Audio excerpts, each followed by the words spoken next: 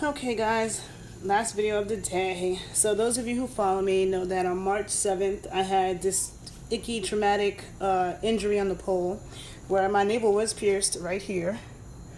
Pierced it in 99. Okay, so I've been pierced for 19 years, never had a problem. And I was doing pull-ups on the pole. When you're on the pole, your stomach rubs up against it a lot. I was doing pull-ups on the pole and my navel ring, I actually have a video of it because I was recording when it happened, but this is crazy. So it almost yanked out of my stomach and it was like all lacerated and it was traumatic and super duper duper painful. And people kept telling me, oh, you need to go to the hospital because you might, they can stop an infection. And the hospital can't stop an infection better than I can. Because first of all, number one thing about preventing infections anywhere in your body, doesn't matter if it's on your feet, in your vagina, on your penis, in your intestines, in your lungs, doesn't matter. Number one thing is good bacteria.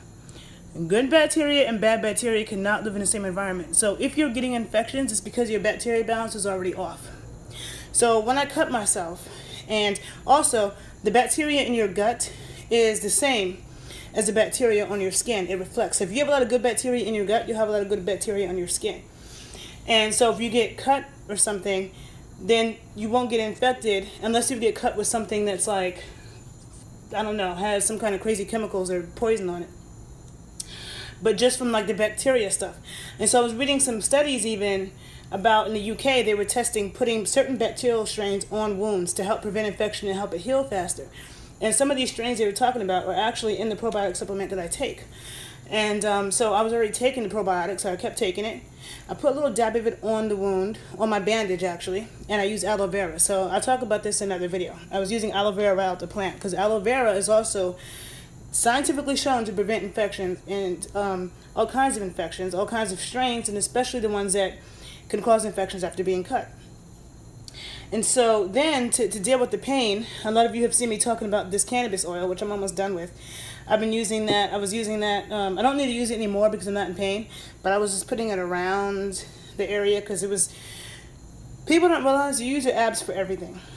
People will say, oh, you use a lot of core and pole. Use a lot of core in everything. Sprinting, playing baseball, getting in and out of bed.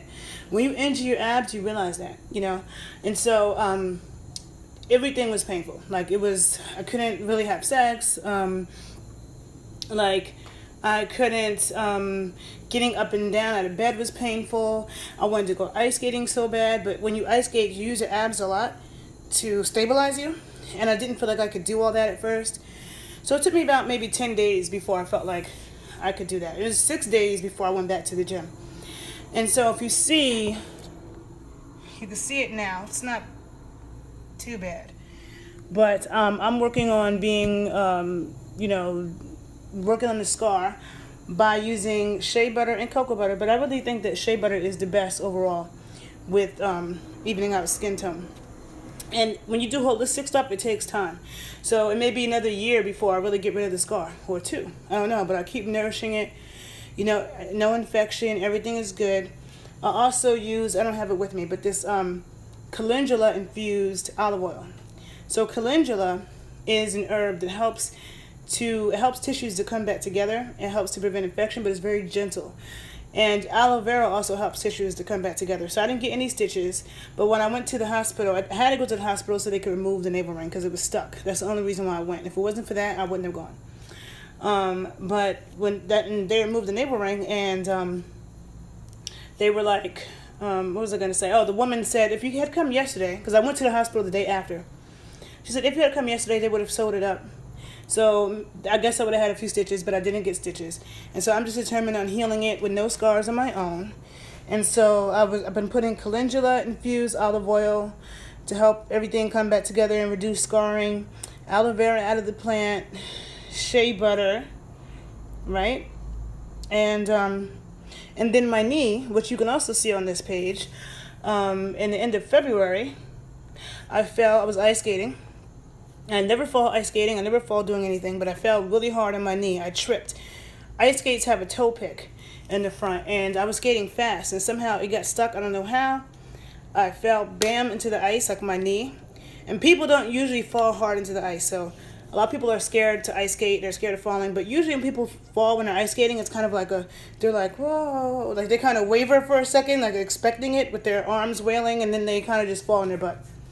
But I was skating fast, didn't expect it, and just bam, and it really banged my knee. My pain tolerance is high, so I didn't realize how bad it was at first. And the next day I could barely walk. And then my friend, one of my dearest friends from Chicago, he has a greenhouse in Michigan where he's growing herb and making this coconut-infused cannabis oil because he's from Jamaica, so he's getting the coconuts from his land in Jamaica and making this. And he came by. I hadn't seen him in like a year. He's like one of my best friends. And I was about to ice my knee. I could barely walk. So he rubbed some of that on my knee. And I remember my arm was hurting. I had like all the shock and pain in my arm, like I had been in an accident, my wrist. So I started using that on my arm and my knee. And it took the pain away. Like it didn't take it away 100% where it felt like nothing happened. I could still feel that I needed to be careful. But it really took the pain away where I could walk better. Took down some of the inflammation where I could walk. Because I was having issues going up and down the stairs. And I needed to do that to get on the train or to go home. And so it immediately started getting better. And within like 6 days, because I had to move in like 5 days. Within 6 days, the day I had to move, I was able to walk up and down the stairs and carry things. And I didn't think I'd be able to. So I actually recovered a lot faster than I thought. However, it was a bruise to my knee. So my knee is not 100%. Like I can squat, I can run, I can jump. That doesn't bother me.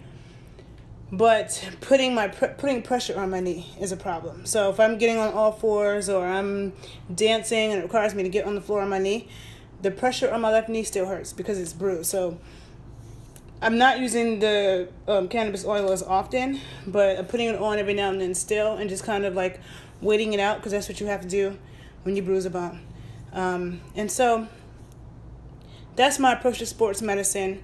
I do have a background in sports science and nutrition science and exercise physiology, but I always go natural routes. It is very rare to me that pharmaceuticals are needed.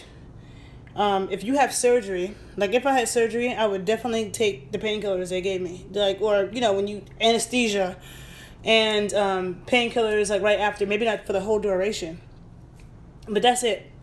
I wouldn't take hypertension medication. I have a whole video about that to do. I wouldn't take antibiotics for anything in the world. Nothing.